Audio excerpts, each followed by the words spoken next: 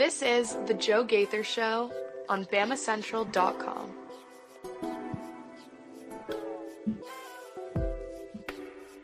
Good afternoon, Tuscaloosa, Internet World, West Alabama. How are we doing today on this Monday, November the 18th? Welcome into the Joe Gaither Show on Bama Central, BamaCentral.com. I'm your host, Joe Gaither. You're watching us on the Bama Central YouTube channel or my own social media machines at Joe Gaither 6. Or you're listening to us on Spotify, Apple Podcasts, or Amazon. We appreciate you checking out the Joe Gaither Show on Bama Central. Going to have a lot of fun hanging out in the Derek Daniels State Farm Studios right off McFarland Boulevard, talking about the Alabama Crimson Tide. Alabama basketball losing a kind of an ugly game this past weekend in Indiana. We're going to talk about what went wrong for the Crimson Tide, what they need to fix before this weekend or this Wednesday's game against Illinois coming into Birmingham. So a lot to get into with Alabama basketball. We obviously have a football game to get into as well, a scrimmage per se. Alabama dominates Mercer 52-7. So we'll talk about that on the program today. And then we will talk. I have a rant, and you can either say it's for the Alabama fans or it's for SEC fans in general. I've heard Georgia fans talking about this as well. It's about the SEC championship game and about the postseason path forward. So we'll get into the SEC championship scenarios as we see it, as we know it, just a little bit, and we'll talk about really what you should be rooting for if you are rooting for the Alabama Crimson Tide, or if you're rooting for anyone, really. If you're rooting for any SEC team, you should be rooting for this. It's not Alabama specific. But before we do that, we want to welcome our friend Mason Woods. You can find him at MAWoods_ on the Twitter machine. Mason, how was your weekend, brother? Oh, it could have been better. Definitely could have been better. Started off a little rough Friday night. I did not go up to Mackey Arena. I watched the Tide go up to Mackey Arena and unfortunately suffer at the hands of the Purdue Boilermakers. But we moved on to an okay weekend. Obviously, the Tide rolled on Saturday. Got a pretty good NFL Sunday. I didn't really pay attention to the Titans, so they couldn't hurt me, and that's all right. That's exactly, just for everybody who was messaging me about the Bears, exactly what I did as well. It's Bears-Packers week. Like, if you saw the kid who was crying on social media, like literally wailing deep guttural tears after the blocked field goal, like that would have been me. And so I avoided all of that. By not watching a single snap. I eyeballed the score or a time or two, and I thought, oh, maybe I should turn it on. But I said, no, don't get sucked in. You know what it's going to be. And we saw what it was, the Bears having a very brutal loss to the Green Bay Packers once again. But yeah, I would have been weeping the entire evening. I avoided all that with laughter by saying, ha ha, we are what we are. Oh, we got to watch the Chiefs lose, though. Oh, yeah, that's good. That's good. I really didn't watch a whole lot of NFL football because I loved that. Let me tell you, I've been waiting for it all season, and it finally came. That was my Super Bowl, watching Patrick Mahomes lose. You just want to see Taylor Swift cry? I couldn't care less, honestly. I just want to see Pat Mahomes and the Chiefs lose. They have reached that point, like every super team does, every dynasty does, where I am sick of seeing them, and I'm ready for them to start losing. Well, just hang on. I think it's Father gonna take a Time. while. All these Patrick Mahomes is Mahomes, but It's going to take a bit. You think they're going to go for three and win a third? Yeah. No, Lamar Jackson, they're going to win. We've been through this already on the shot. I know exactly what's going to happen. It's AFC Championship. It's going to come all down to Justin Tucker's leg, and he's going to miss 17-16. The Chiefs will escape again. Then they'll go smoke the NFC. Yeah, you're right. But this is not an NFL show as much as we are miserable about our own teams. We really are just some sad sacks when it comes to professional sports. That's all right. We are, in case you haven't already seen it, or in case you can't hear it in the microphone, Abby the dog is in the Derek Daniels State Farm studio. The mascot. The pit bull is hanging out. She wants to talk about some Alabama football, and she wants to tell you about Derek Daniels State Farm. We're here off McFarland Boulevard. Call Derek at 205-758-3391 for all your insurance needs, home, life, and auto insurance. You can call and see how much Derek can save you today. Mason, let's give the people what they want first. and the football. Mm-hmm. Even though I don't give two rips about Hey, what happened in Bryant-Denny Stadium this past weekend, the really. Tide rolled just like we, they did everything we wanted them to do. I don't, there was no.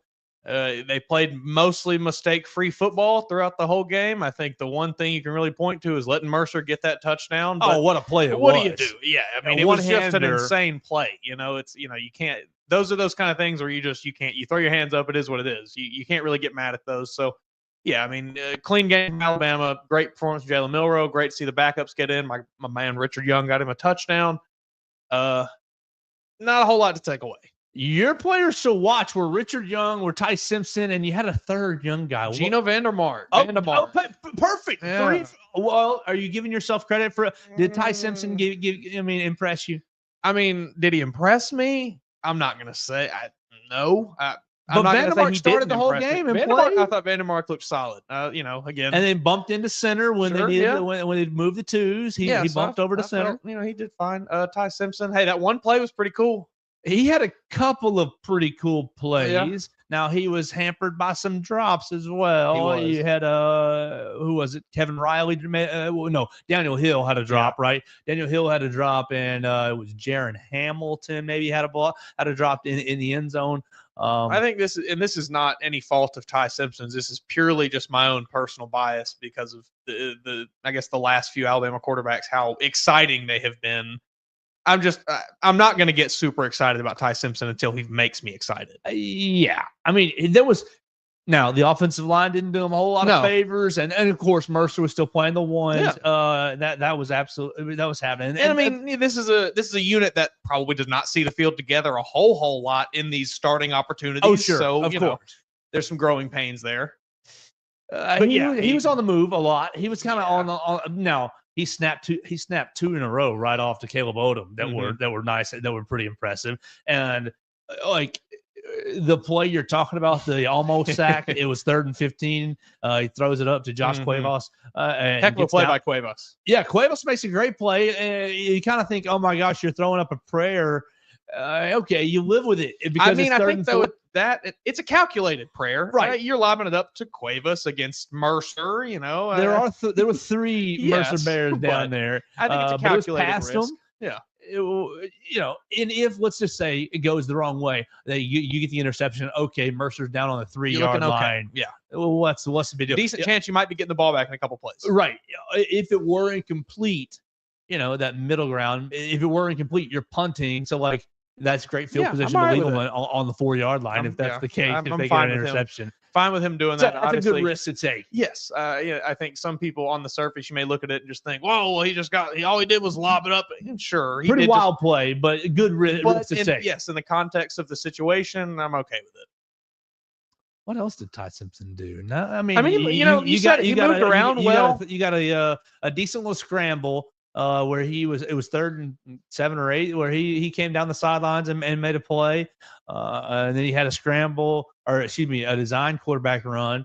Doesn't quite look like number 4 running the football. No, not quite. And I'm not sure that he's going to. And I think that, that will obviously take a bit of getting used to because it's been a while since we've just seen Alabama do anything without number 4 under center. So, like I said, Ty Simpson's like great quarterback. I think he's very solid. I don't think he's, I don't think he's going to lose you a bunch of games necessarily, but I'm going to have to see it out of him before I start to really buy into the hype. What do we feel about let's just go ahead and get this topic out of the way since we're on it. The backup quarterbacks. What do you think about Dylan Lonergan? I think it was 5 of 6 for like 20-something yards. I mean, they didn't really ask him to do much, snapping it off throws, underneath. Yeah. So I'll take, what they asked him to do. He did well.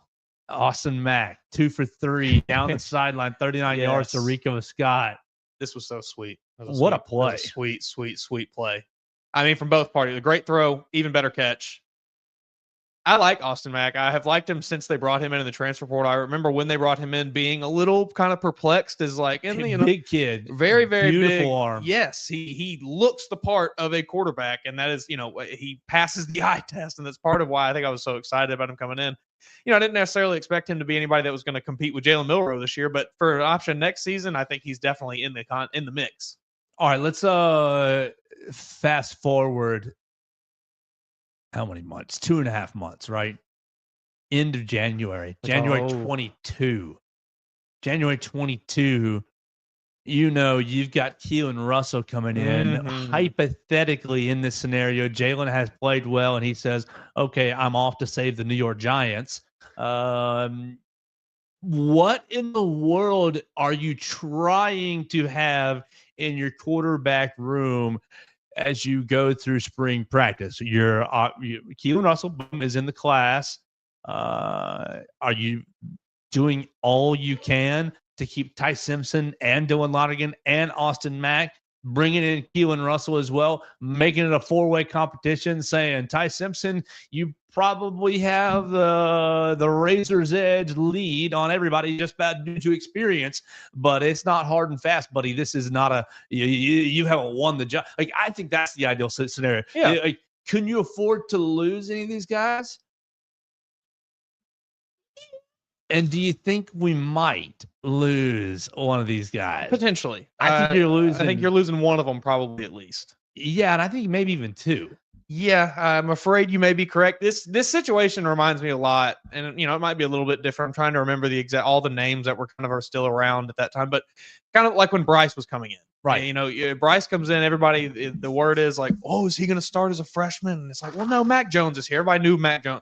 Everybody that knew anything knew Mac Jones was going to be the starter that year. But you had this extremely exciting freshman behind him who you and I both knew probably was a little better talent-wise, but, just didn't have the level of comfortability within the offense that Mac Jones had. So I think going into next season, this feels a lot like that, where it's always Ty Simpson one and done, and then Keelan Russell takes over. Maybe. I don't know if I like Ty again. I was going to go a different way. Okay, and I like Ty, but I don't think you let Keelan Russell transfer. Well, yeah, he's coming in in the spring. So you let him. He comes in. I think you get your one. Most quarterbacks, I think, you can probably talk a freshman quarterback into, all right, buddy, you're a freshman. You're going to have to sit behind the guy for a year. That's okay. You get into your sophomore season. And then we're having these playing time conversations. Keelan Russell's a 5-star quarterback, number 1 quarterback in the state of Texas, number 3 in the country. He's going to want to be on the field. And you're not going to tell him no for Ty Simpson, I don't think. So then you're sitting at an either, all right, Ty, what do we do, buddy? You played with us for a year. I don't really know if he's an NFL guy. He might be. We'll see what he does next season. But I think maybe this is one of those where you just have to tell Ty, sorry, buddy, go on out to Arizona State, go on out to somewhere. Go.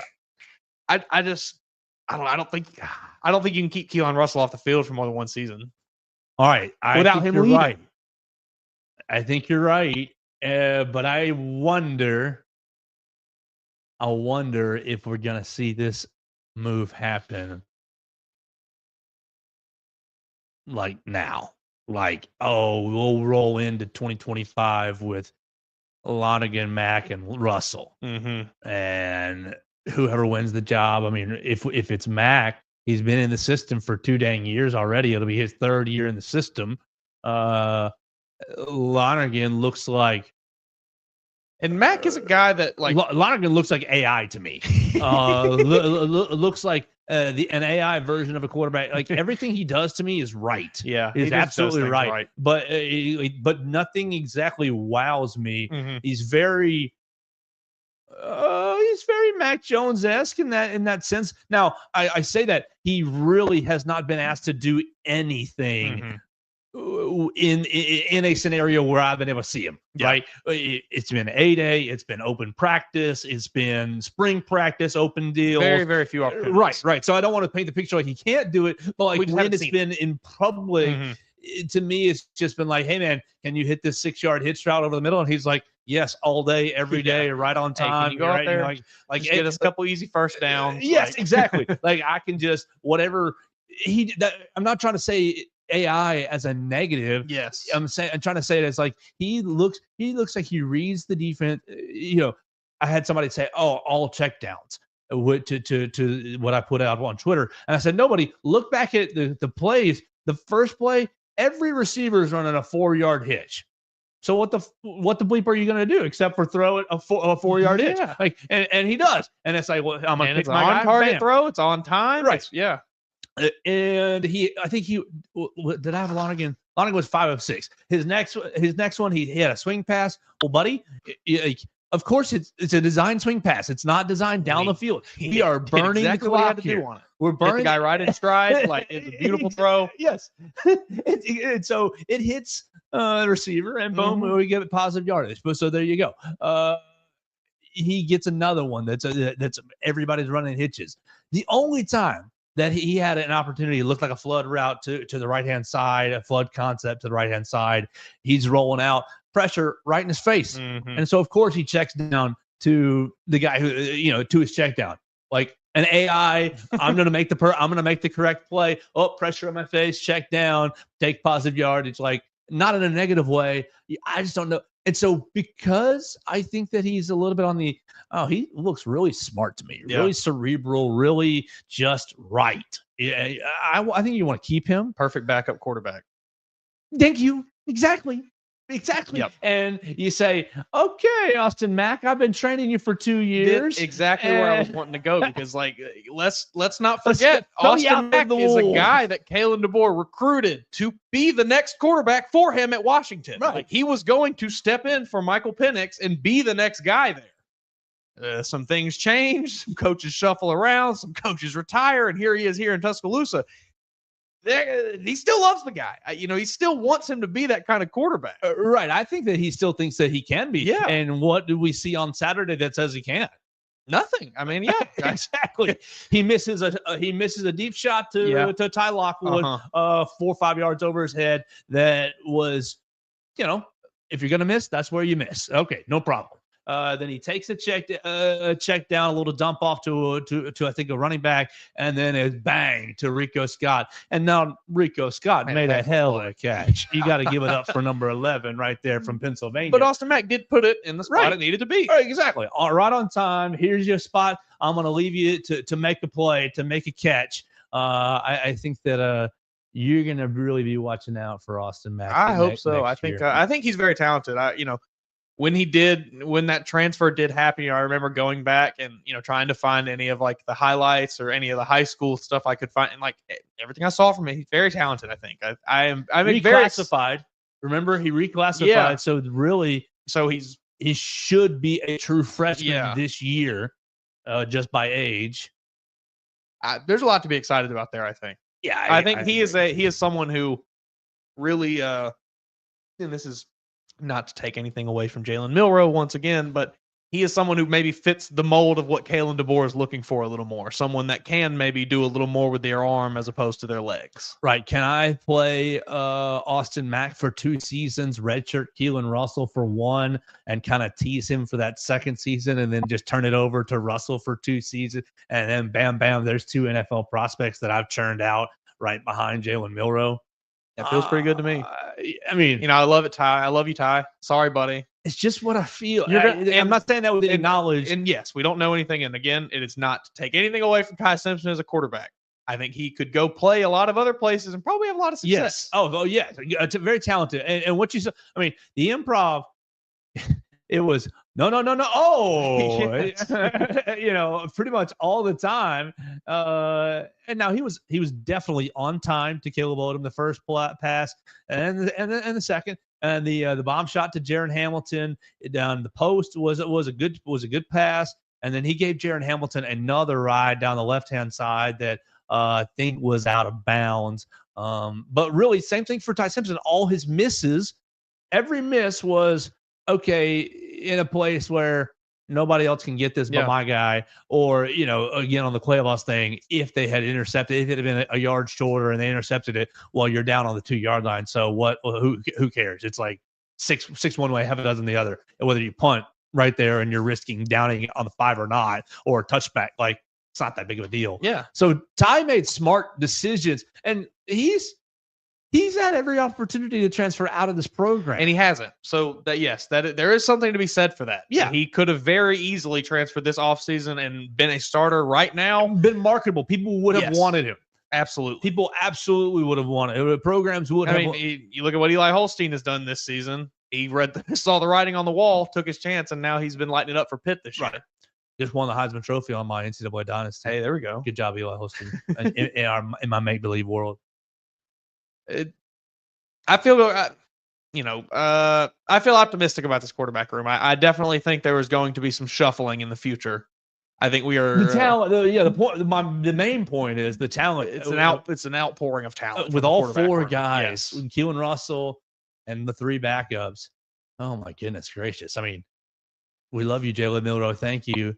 And if you do decide to come back for your redshirt senior year, I mean, that would be absolutely wild.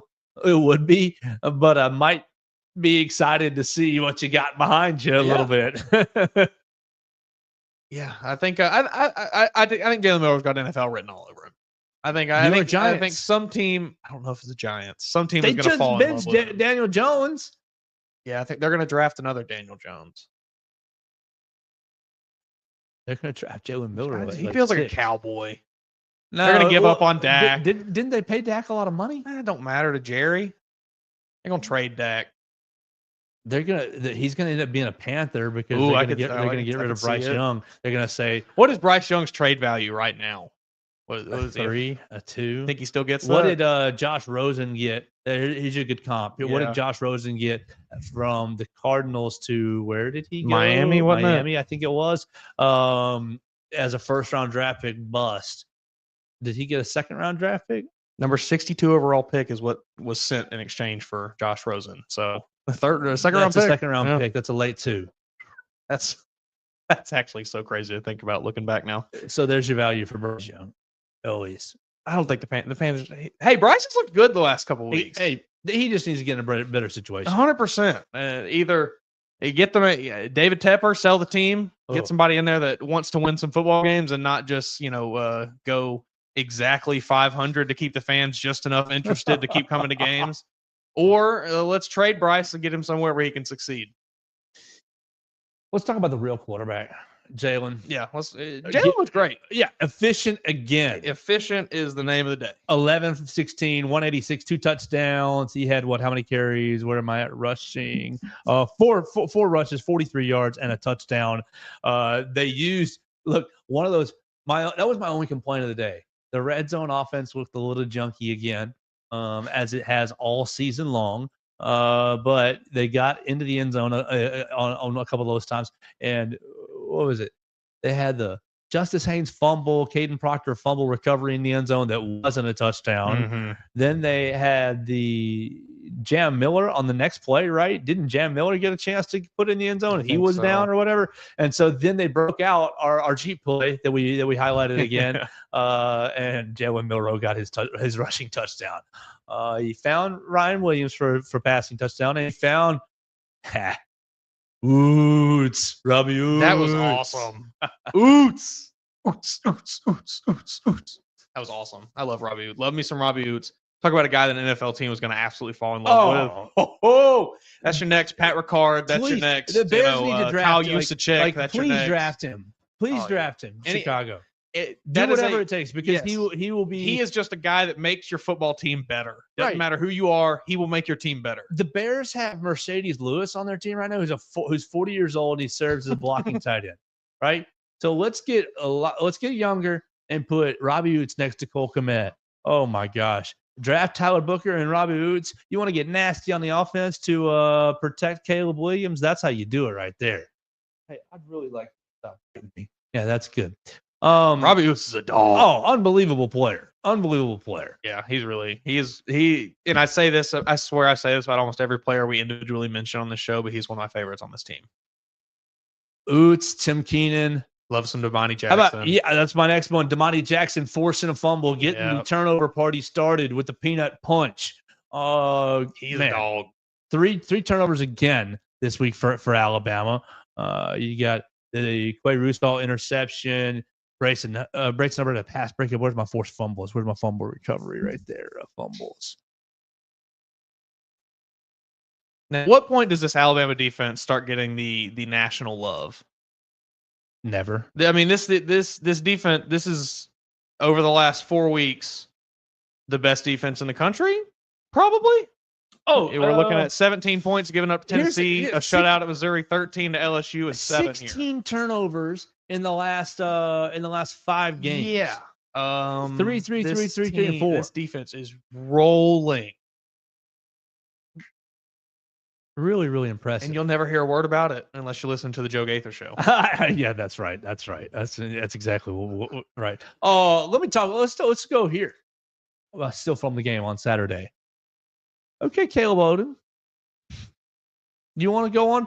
Look, I know he backtracked. The Twitter didn't, I'm gonna need Caleb Odom also next time he takes field to change his undershirt. That wasn't working for me. Well, I don't care about the undershirt, but you're gonna go and talk about targets, and then you're going to get the deep shot down the field. Now, granted, I think it was a little long, just like but it wasn't raining like it was in Baton Rouge last week, and you sold out for it and couldn't bring it down. Like, hey, buddy. If granted, you made some nice catches for Ty Simpson later. What do I have you for? 2 catches, 20 yards. Both those catches coming from Ty Simpson. Got himself the deep shot target for a touch. If it wasn't a touchdown, it was gonna be a 40 yard play. Yeah. And all I have to definitely rooting for all the Alabama guys for sure. Like, I'll just be honest with you about it. I want everybody to be successful. But if you're going to go on the Twitter machine and talk about targets after the Tennessee game, when you get your opportunity, you got to make the most of it. Yeah. I mean, you can't talk all this big game and not back it up, man. I think me and you both this season have been, in the corner of Caleb Odom. We both want to see him do well because we think, he's a very, very talented player, obviously. You just look at him, you can tell he's an extremely talented receiver. But seems like maybe, I don't know, there's just, it's a concentration thing. I don't know if there's just like an attitude issue that, I don't know, something's, maybe he's just a freshman. These are still kids at the end of the day. It's keep that in mind, I guess. But, yeah, I'd like to see Caleb Odom maybe switch some things around. I didn't know. I should have figured this out. The fumble recoveries were Xavier Brown and Damon Payne. Xavier Brown with a 62-yard return gets Alabama's first non-offensive touchdown of the season. I wish it had come earlier in the year, but I'll take it. We'll never have that. What was it, 2015, 16, first 3 or 4 games of the year they had one. We'll never see that again. 10 in a row or something. It was awesome. My dog is going crazy today. He's going absolutely insane today. You got anything else from this game? I'm not really. I mean, we briefly briefly threw it out there. It was good to see Ryan Williams kind of get back active again. He, has been a little quiet the last couple of weeks. I mean, he only had the 1 or 2 catches today in that game, but he did get the touchdown, end around touchdown and the passing touchdown. Yeah, so good to see him get involved again. Kendrick Law, unfortunately, didn't really do a whole lot in this game. Still holding out hope that he's going to get going. They just got to. I don't know. They just got to figure it out. So deep. I guess that's what it is. It's so hard to get all of these guys the ball, and also turn around and give it to Jam and Justice 40 times a game between the two of them. So it's just hard to spread the ball out when you have an offense as talented as Alabama does. All right, so let's jump ahead and talk about Alabama basketball. This one's gonna hurt. And we'll talk about Alabama basketball. Then we'll talk about SEC championship game scenario. So you're watching us on the Joe Gaither Show on Bama Central, BamaCentral.com. We want to thank our friends Purple Turtle Roofing for sponsoring the program. You can find them today at roofturtle.com. Call my friend Dustin Foley and his team at 877-PT-ROOF-5 for a free roof inspection. You're getting a little kind of some nastier weather. The weather's definitely getting cooler. You can call Purple Turtle Roofing. They're the most reliable residential roof replacement company in Alabama and Mississippi. Call them at 877-787-6635. They'll send one of their qualified employees to come check out your roof for free and make sure you're prepared for any and all of life's storms. Check them out online today at roofturtle.com. Friday, the Crimson Tide basketball program goes up to Indiana. Purdue, and for the second year in a row, loses to the Boilermakers 87-78. And oh man. I walked away from Friday night's game just kind of disgusted, to be honest with you. Just disappointed, upset. Alabama's only dropped to number 8 in the polls. And you get the chance to bounce it back again on Wednesday against Illinois. Sure. So, look, before we get into what went wrong, and don't take this like, there's no doom and gloom here. Yeah. But we're just dissecting the game, and I didn't like a lot of things that I saw in the game. Mason's got himself a list as well. We'll get into who made the naughty list, what maybe made the good list. Maybe there's one or two good things as Alabama gets into its its brand new season. Mason, first couple of thoughts as the get buzzer hits 0. First thought, watching the game, the first thing I thought was just like, instant reaction was like, dang, this team can't defend. I mean, with all we've talked about through the first 3 games of the season, all right, can you defend for 40 minutes? It does not look like they can defend for 40 minutes because they did not do it against Purdue. This team, they allowed Purdue, you look back through the stats, I think Purdue had over 1.3 points per possession. That's the highest Bama's given up yet this season, I believe. 1.359. So yeah, this is Bama's worst defensive performance of the year in the time where they needed it the most. And it's just disappointing. I know that it's only a 9-point game, that Alabama did some things well offensively up there, but like it really just kind of feels like you went up there and laid an egg. Yeah, I agree. I mean, you're in. You had a chance to put yourself on a national stage as one of the best teams in college basketball, and to validate lot of the offseason. You went out and just kind of, sure, Alabama's fine. Yeah, to validate a lot of the offseason talk. Yes. And you went up there and you hung in there is what you did. Yeah. Instead of dictating, instead of imposing any will. You allowed Purdue to impose their will. I mean, how many possessions for them? 64 possessions for Purdue, Alabama, 65. Yeah. So, like, you're not playing the game in the 80, 90 possession mark like you want to. You're shooting it okay. Yeah. Not good enough. Not good enough. 1 of 9 from beyond the arc in the first half. What I had 8 of 20 in the second half. So you got it up a lot more shots in the second half. But really, just I got an issue. Like the pace was just slow. It was just so disjointed. It felt clunky and it wasn't very smooth like it's been the first few games. It was and even you got to take it back to the McNeese State game where they slowed everything down. I think the biggest explanation for this is that Coach Oates is still tinkering with the lineup. And I think the next biggest explanation for this is you've got to get guys up to speed for the college game because my biggest takeaway from the game was not only playing Aiden Sherrill only 2 minutes. When you've got this Purdue kid who's eating your lunch, absolutely destroying you. Trey Coffin-Wren down in the post. What do you have? 26 points, 26 points, 8 rebounds. He only shot like 4 free throws. Right. 26 points on 1 of 4 free throws. So he's 12 of 26. He's eating your lunch. And look, Cliff did fine, but he can't play the whole 40 minutes. This kid, this is something that we have known. 30 minutes. Right. You had to do something with him when Cliff came off the floor. And so your first move was to throw Aiden Sherrill at him. And Aiden played in those 2 minutes and looked absolutely lost. Now, look, you got to give him a lot of grace because he's been one of the ones who's been out during preseason. Mm-hmm. He didn't play in the Memphis scrimmage, didn't play against Virginia Tech. So this was like really throwing you in the deep end, kid. Sure. Like, we'll see if you can swim. He drowned.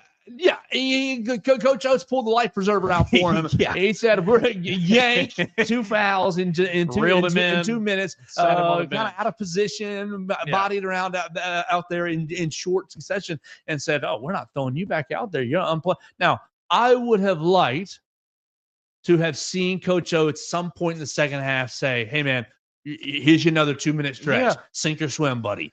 But the game was in the balance at that point, and I think Coach Oates at that point is thinking, "How the heck do we get out of here with a win?" Yeah, and you're probably right there. So you're balancing these two That's a tough spot to be. I do think confidence wise though, man, that's got to hurt for Aiden Sherrill. I hope moving forward this is not something he's going to be lingering with, but.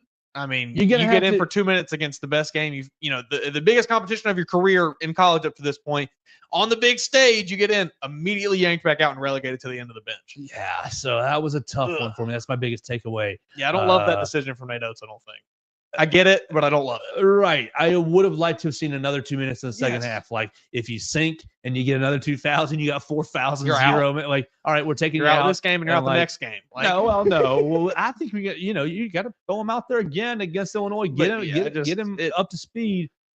That's my biggest. Like you said, it kind of just felt like that was Nate Oates just being like, okay, well, we got to figure out how to win. We can't test things out anymore. Right. And so you threw Grant out there, and I love you, Grant, but Grant's the same player that he was last year. Yeah. You're getting beat up in the post, my man, and just became.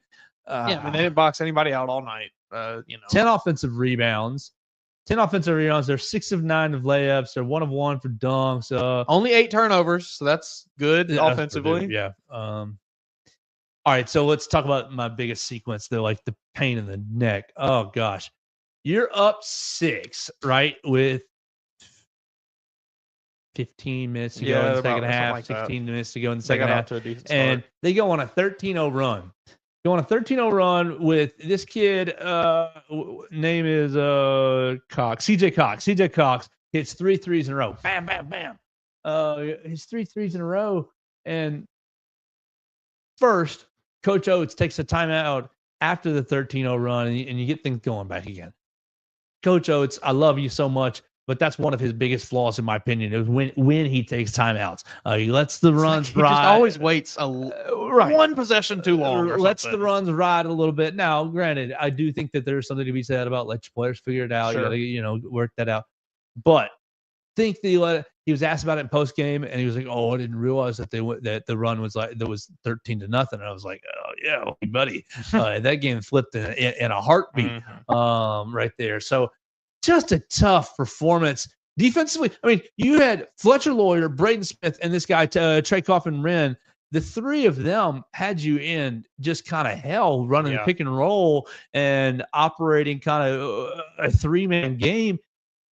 Mark, for all this talk about how much he's worked on his defense, I think had trouble staying in front of those 2 guards. I think that LeBaron had trouble staying in front of those 2 guards as well as he played. And LeBaron, I did think, played really well. I think Aiden had Holloway had trouble staying, and Latrell also had trouble staying in front of those guards. I do want to, and we laid all of this out. These are the reasons Alabama lost this game. Alabama did not play the way that they needed to play to win. I don't want to take that away. Alabama did not play super well this game. They should not have won. But man, you look at the last 3 minutes of this game. It's 80-74 Purdue. It's a 6-point game, and you go down the last 3 minutes. Purdue they shoot no field goals. They get 7 points off free throws. Bama gets to the line 0 times. And it's just like, and I know I don't want to harp on the officiating, but it's ridiculous at this point. What about the one call, the double foul on Jaron Stevenson and the Purdue player, and the Purdue players got Jaron Stevenson hooked by the neck? I mean, like, it was just, golly. Look, Alabama did not do the things they needed to do to win. Sure, whatever. But if you're going to sit here and tell me that game was officiated in a way that a premier college basketball game should be officiated, I'm going to tell you that you're crazy. All right, it was just painful. Yeah, I thought you can battle through it. Yeah.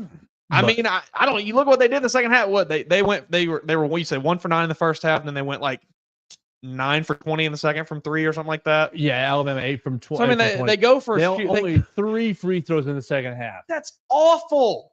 Come on, like, you can't win that way. Yeah, that's not good. Alabama, they flipped their performance. They shot the ball significantly better in the second half. Did a lot of the things they needed to do offensively. Defense was still bad, mind you, but did a lot of the things that they needed to do offensively to put themselves in a position to win this game. But you can't win when you can't even get to the line. It's ridiculous. Like, it was horribly officiated, that game.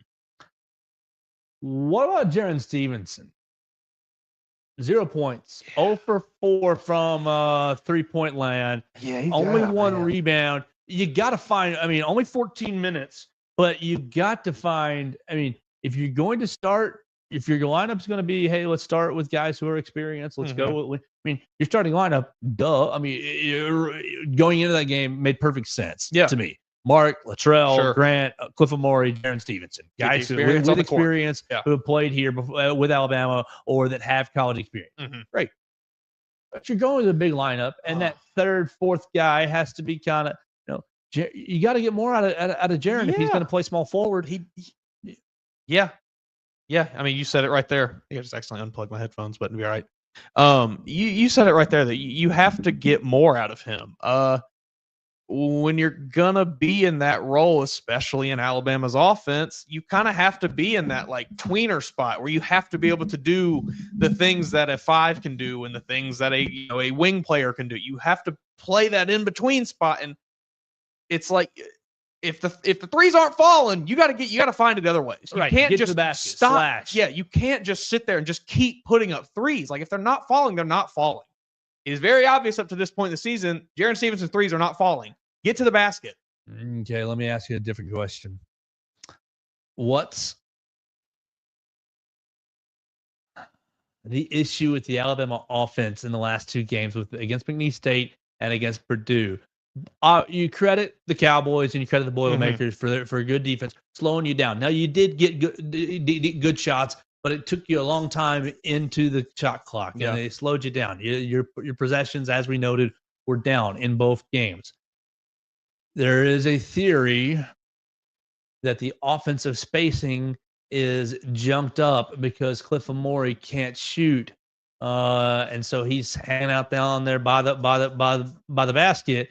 And you are, last year, you think about last year, and you had, Pringle always hanging out around the wing, or Grant Nelson hanging out around the wing, or Jaron hanging out around the wing. So little guy Mark Sears can, get into the lane easier. Now, I don't know that I buy into this quite yet. Yeah. But you've got people suggesting that the offense is a little junked up space-wise, but you're playing this game in Nate Oates' head. What am I getting out of Cliff on the defensive end versus what is he costing me on the offensive end? Now, offensively, we've seen him be a great, dunker. We've seen him be an asset. He's been a finisher at the rim as far as an alley-ooper, but you are... That was also not against Purdue. Right. Clogged up in the lane right there, so to a degree. So yeah. How do you feel about balancing those two thoughts? That's a very interesting thought that you've posed, because I have not really considered that yet, and I'm thinking about it now. I'm thinking about that, thinking back to that last game, and like maybe there's a little bit to it. I definitely think there were, I'm trying to think of any specific stretches there. No, I'm blanking, but I feel like there were definitely moments within that game where everything just felt like it got clogged up, like you kind of said. It got junked up down there. Mark's bringing the ball down, not really knowing what's going to happen here. And it's, I don't know. It's very, very hard. This is why Nate Oates gets paid the money he does to make these decisions. Cliff does bring you so much on the defensive end, so much more than really anybody else on this roster can. So I don't think that you can. I don't think you can trade off. I think that's way more valuable than maybe a few extra points or a guy that can get you a little better spacing potentially. I think defense is what is going to be the difference between this team winning or losing a championship. So if you can get better defense, the other 4 guys can make it work on offense. I think it should be able to, at least in theory. So you go into Purdue, Mackey Arena, and LeBaron Philon leads you in scoring. 18 points, 7 of 10 from the floor, 4 offensive rebounds, 5 rebounds total, 4 offensive rebounds. Only 1 turnover from the freshman.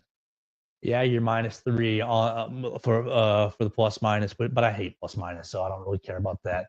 LeBaron Philon was not on my bingo card for being most ready for an atmosphere, or least intimidated by the Mackey Arena atmosphere. I don't want to say that the team was intimidated, but maybe they gave off that vibe just to a degree. Yeah, I think certainly a little bit. It seemed like at times maybe the noise got to him some. There was a little bit of sloppiness at times when you could really feel the arena start to kind of rise a bit.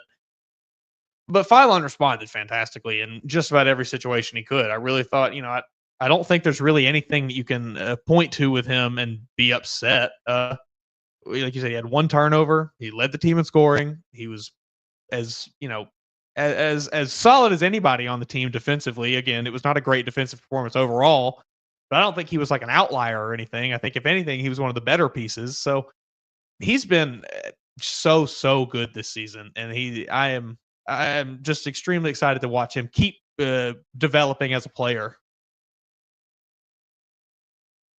We'll see you on Wednesday, 8:00. Oh my mercy! It's gonna be a late night in Birmingham. We hope that you fill up the BJCC. Right? We'll be there to watch Alabama take on Illinois. It's gonna be a good one for Bama and BamaCentral and BamaCentral.com. That'll be Alabama's chance to bounce back and have one more prep game before the Players Era Festival. The guys will have a chance to win some money out in Las Vegas. Maybe they'll play really hard out there. Maybe we'll be able to see a tangible difference. I wonder. I hope that that's not the case. I hope it's not the case either. Boy, now that you put that in my head, I'm sure am worried that's what we're going to see. But at least, maybe if that's the case, we see that with everyone, and it's not just an Alabama thing, hopefully. So if every team, if you can see a noticeable uptick in, level of intensity, then I'm okay with it.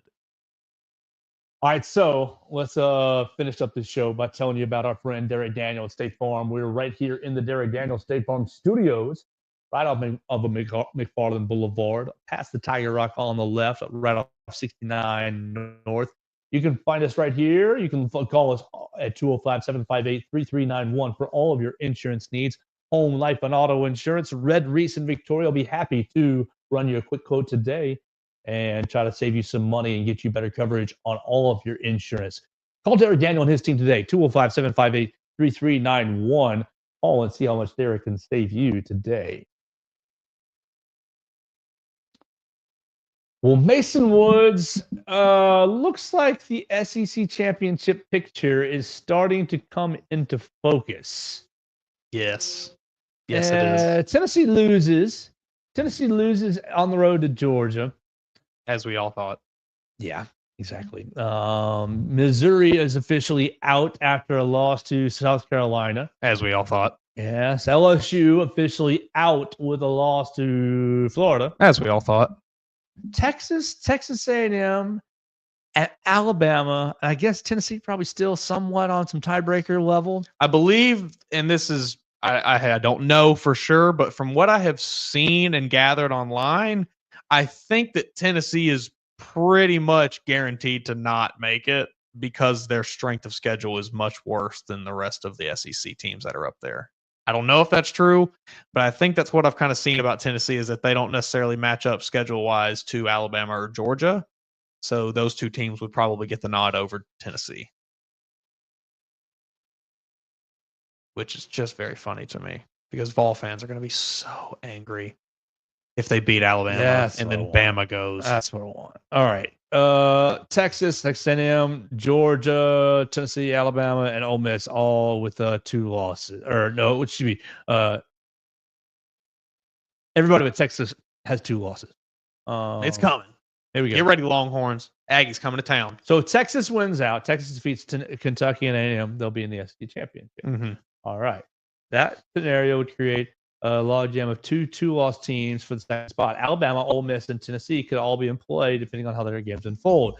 If Texas beats Texas A&M, a victory over would give the Aggies Texas a victory over Texas would give Texas A&M control. So really, that's going to be an important game for everybody to watch that Friday night, November 29th. That's going to be incredible. Actually, no, that's the Saturday. This Friday is Egg Bowl and Georgia Tech. Basically, if Alabama wins out, if Alabama wins out, I think they should be in. As I understand it, at least. Again, these are these tiebreakers are like so convoluted and confusing. It's like it's common opponent, strength of schedule, or something. It's Yeah, I think the way that I read this, if Alabama wins out in Texas, then you're going to play the winner of Texas and Texas A&M As I understand long it, as yes. Missouri wins one more game. Okay. Because of the weight of your strength of schedule. So Mhm. Alabama's got South Carolina, Missouri, Vanderbilt. Praise the Lord for the Commodores on your schedule Yes. and their wins this year.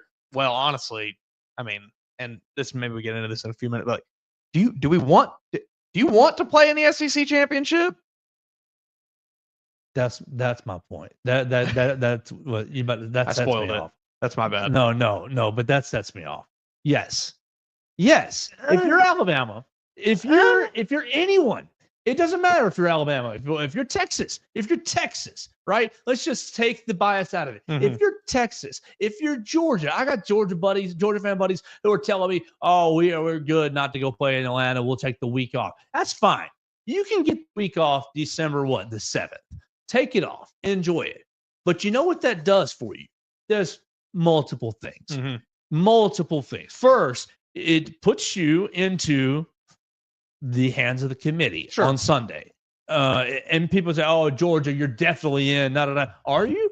Are you definitely in? How many spots are there really? Yeah. Five get automatically in. Well, the SEC loser is in. There's 6. Notre Dame is in at 7. Well, the Big Ten loser is in at 8. Well, you're probably getting Penn State, who's not going to be playing for the Big Ten championship, at 9. Well, like you start to run out of spots really quickly. 10, 11, 12. That's 3 spots. Well, you're going to run out of spots really quickly. And so I think you do not want to be sitting at home on championship game weekend. You want to first be winning that weekend to leave no doubt and to give yourself, we'll talk about the path in just a second, but you want to leave no doubt. Because if you're in the SEC championship game, you will be playing in the playoff. End of story.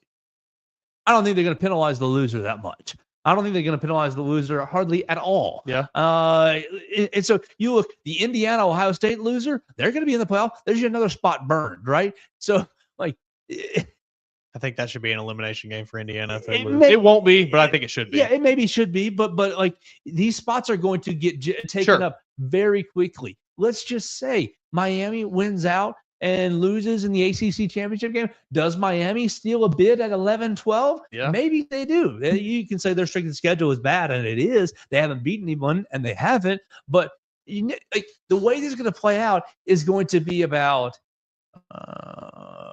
inclusion. You're going to get a lot of inclusion. You're going to get a lot of brand power. So if you are a team that doesn't have a big time brand power, and if you're in the SEC, like an Ole Miss, you probably want, like, you need to be playing that weekend. Yeah.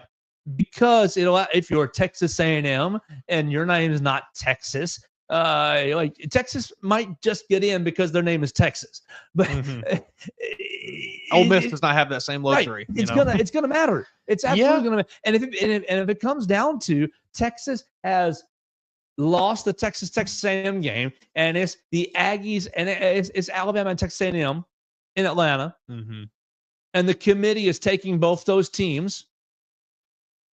And then they got to decide, do I take Georgia or Texas? I mean, obviously, the head-to-head goes at play, but are you leaving Texas out? Who's been from the back? Hey, right, we're here too. Right. Are you leaving Texas out? Who's been number 2 all season, number 3 all season? Like, I mean, are they gonna do Texas like they did Georgia? Things will get messy really, really quickly. Yeah. And so the point is, leave no doubt. You absolutely want to go to Atlanta, because not only do you take the choice out of it. I mean, you've got you could lose. Oh, you got another week of wear and tear. Yes, that's true.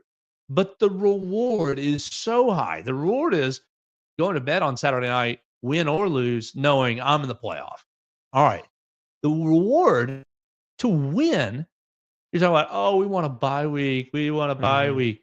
Win the SEC championship and get your bye week the next week.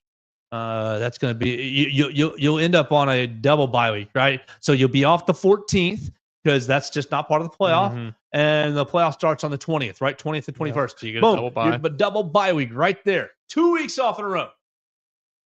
Oh, we need the wear and tear, the rest. You've convinced me. Right. 2 weeks off in a row.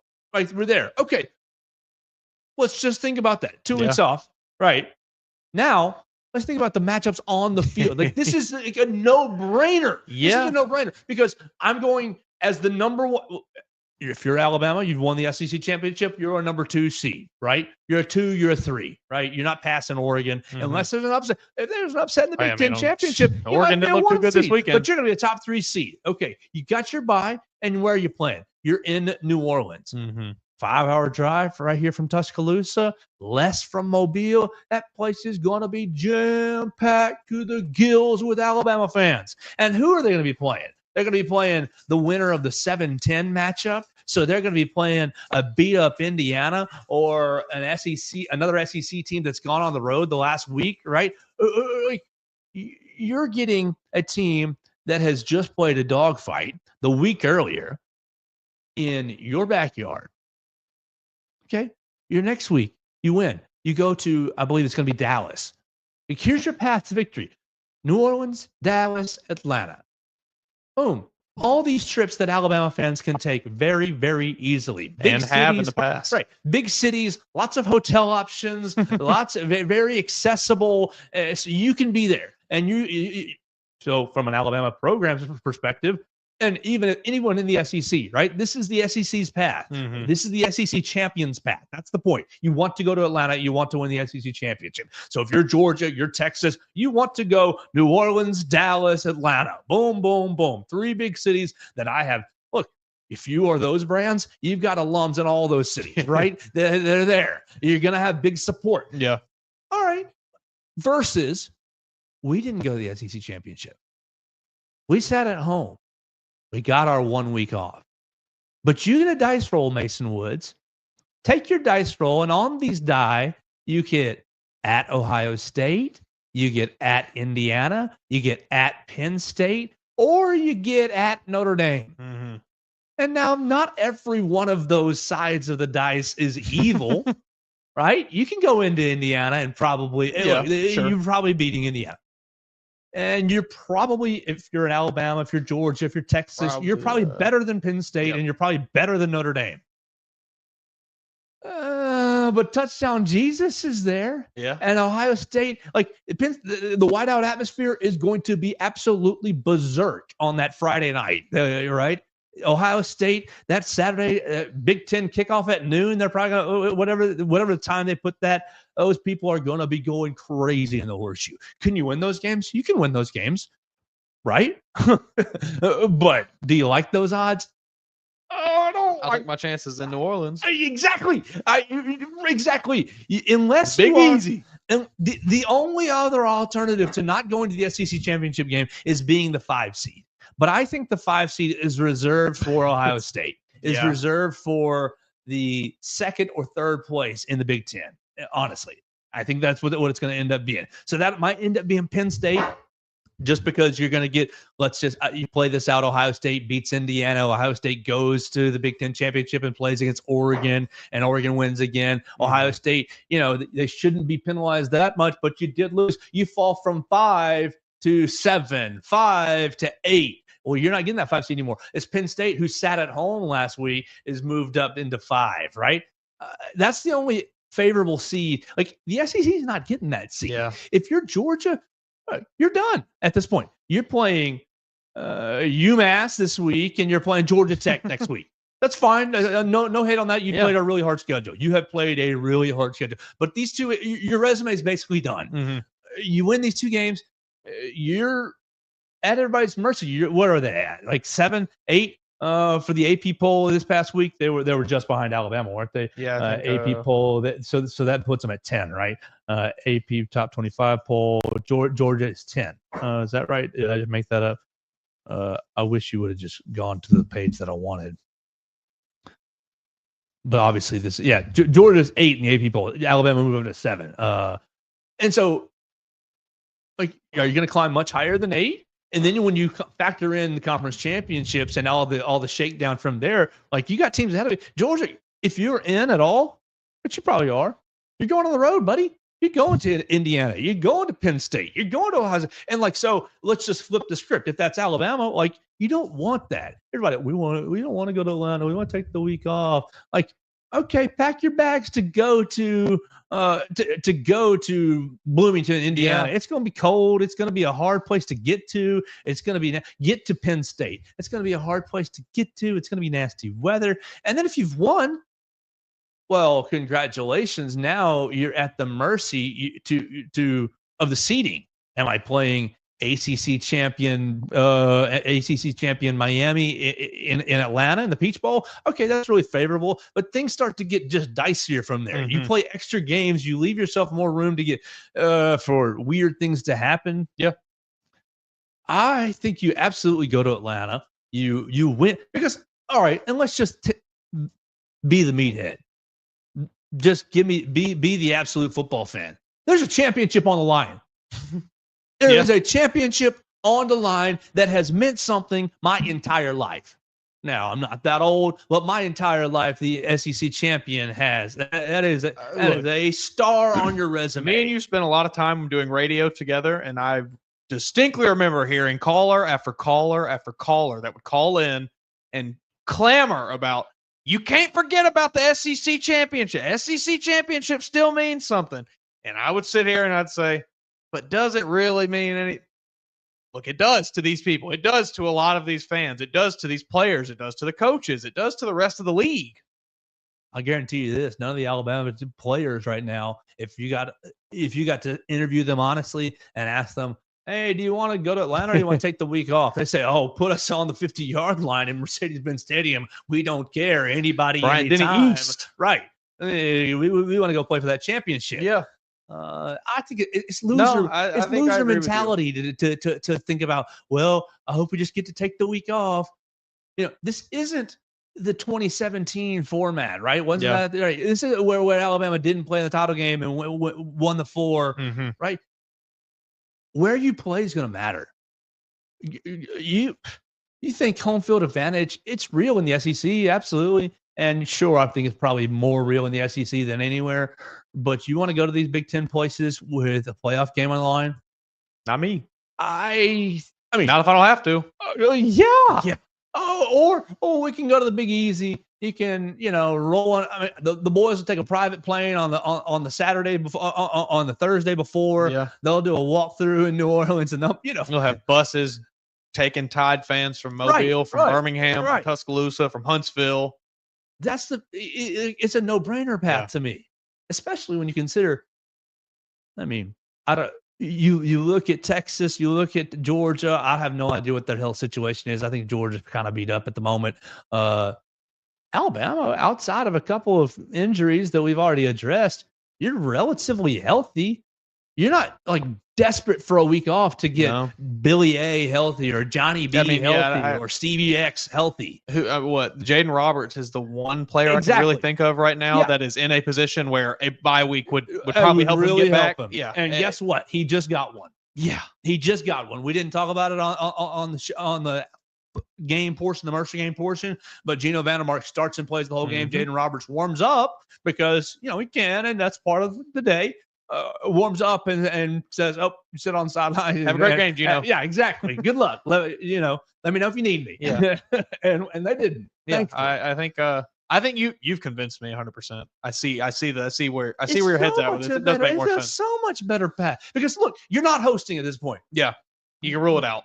Like if Alabama goes to the title game and loses, you're not hosting. You're probably ending up at that 9. Alabama, that'll be your third loss. They'll say you should be left out of the playoff anyways. And you should say, well, kiss my grits. We're in at 10-3 and we're in as the 10 seed and you're on the road playing in one of those nasty environments. Yeah. But like you've taken your chance. That the reward is so high. The double bye week, the easy travel, the favorable matchups. It's a no-brainer to me. Yeah. And an extra championship ring. Sure. That's just extra icing on top, I know I extra just bonus iced you for out of Kalen that whole DeBoer. 10 minutes, but do you have anything you want to throw? No, I mean, I was, in thinking about it kind of this morning a little bit, I had kind of fallen into the camp of like, well, maybe you don't want to necessarily be one of those teams in Atlanta because that is an extra game that you don't have to play. But like you just laid out, You think of it as your first round playoff yes, game. when you can win that and then earn the double bye immediately after, like, come on, that's so valuable. Just treat it like the first round. Yeah. Hey, buddy, it's do or die. Obviously, if we lose, you're still not, you get the mulligan, but you're not dead. Yeah. But treat it like your first round game. And then, like, I mean, I think the main takeaway, and I fully agree you're with this, playing in what you Atlanta said. or you're playing the next week in some crappy, terrible environment. You do not want to leave yourself up to the whim of the committee if you can help it whatsoever. We've seen that time. I mean, we've seen that since the inception of the playoff. You don't want to leave it up to the committee. Florida State, are you still angry about last year? Texas A&M, you still mad about 2020? Jimbo, you still crying about it? It's yeah. You can point to an example probably every season since the playoff has started where some team in the country feels they got screwed because they left it up to the whim of the committee. And sure, it will be. Ole Miss, but if you can help Tennessee, it, don't do it. Georgia, Yep. Somebody's getting left out that should be in this playoff. You want to do? I mean, honestly, I think it's time we start talking about the 5-loss Florida team as being better than Indiana. Maybe South Carolina's better than Indiana. Gamecocks will whoop Indiana's tail. I think both of those teams would beat Indiana. Oh, Shane Beamer, Gamecocks impressed me. Well done, sir. They're a team to watch next year. And the fighting DJ Lagways next year as well. I'm saying Florida, they got some juice about them. Billy Napier is going to be so fired up all off season since they kept him. They're going to recruit well, I bet. I bet they will too. Oh yeah. We got to get out of here. We're over time for the day. We appreciate. SEC's about to get very interesting the next 5 years. Everybody watching us, putting up with me wrestling with the dog Abby over here, right here in the Derry Daniel State Farm Studios. Appreciate it. Mason Woods hanging out with us. Follow Mason Woods at MAWoods_. You can follow myself at Joe Gaither 6 on your favorite social media machine. Check us out on Spotify, Apple Podcasts, or Amazon, the Joe Gaither Show on Bama Central. We'll be back to talk to you tomorrow right here on Bama Central and BamaCentral.com.